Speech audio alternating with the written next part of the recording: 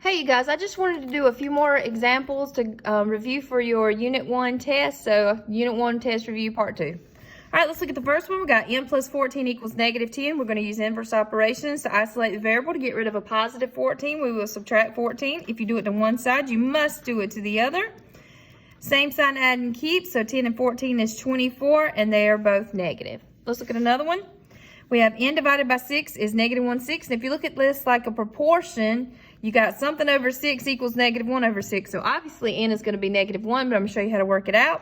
A fraction bar just means divided. So to undo division, we multiply. If I multiply this side by 6, I must also multiply this side by 6 to keep my equation balanced. These will cancel.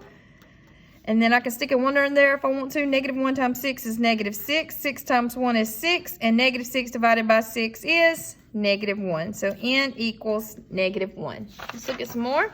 For this one, they want us to solve and identify the properties that we use. So first, I'm going to undo the subtraction by adding 7 to both sides. So this would be the addition property of equality.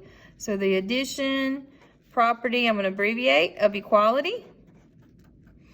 And then we get negative y halves, and these will cancel, equals 13 plus 7 is 20. So we just simplified. All right, to undo the division, I'm going to multiply. So I'm going to multiply both sides by negative 2. All right, so that would be the multiplication property of equality.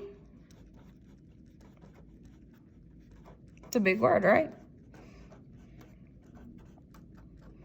All right, and then these will cancel. We get y equals 20 times negative 2 is negative 40, and we just simplify it again.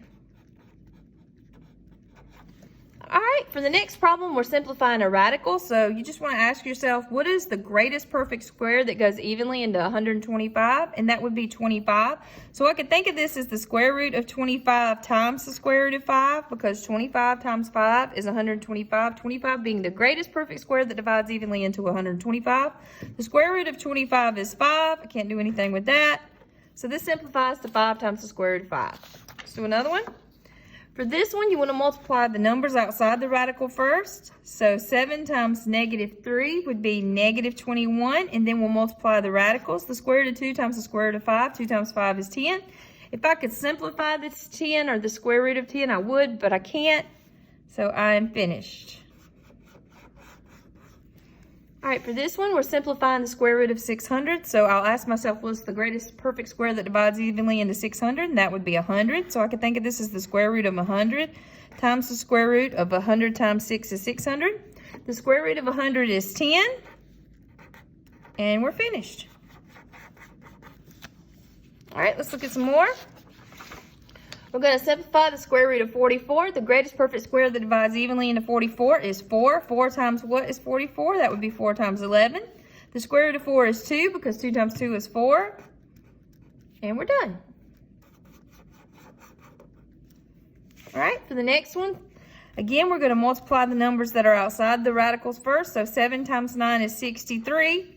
And then the square root of 2 times the square root of 6 is the square root of 12. We can simplify the square root of 12. What perfect square goes evenly into 12?